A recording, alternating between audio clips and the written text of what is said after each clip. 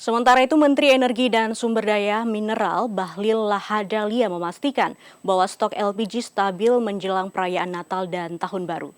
Ia menyebut bahwa pemerintah telah sepakat untuk menambah volume LPG dari 8,2 menjadi 8,4 hingga 8,5 juta metrik ton.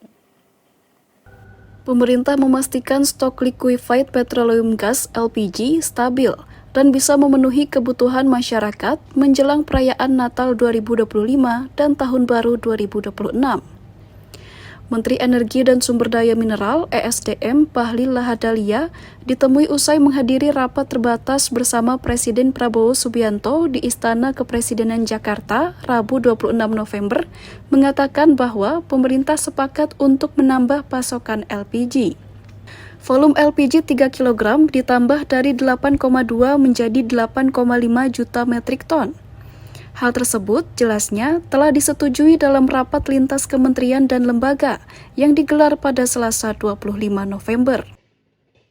Menjelang Natal dan Tahun Baru ini kan harus kita memastikan semuanya harus clear, termasuk stok BBM, karena kemarin sama-sama Pertamina juga. Di situ, di salah satu disepakati adalah ada kenaikan volume LPG dari 8, kurang lebih 8,2 menjadi 8,4 atau 8,5, angkanya saya lupa, dan itu sudah disetujui, jadi nggak ada isu.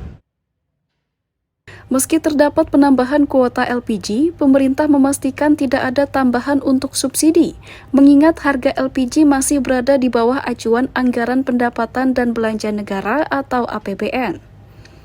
Adapun target alokasi anggaran subsidi LPG 3 kg tahun 2025 mencapai 87,6 triliun rupiah.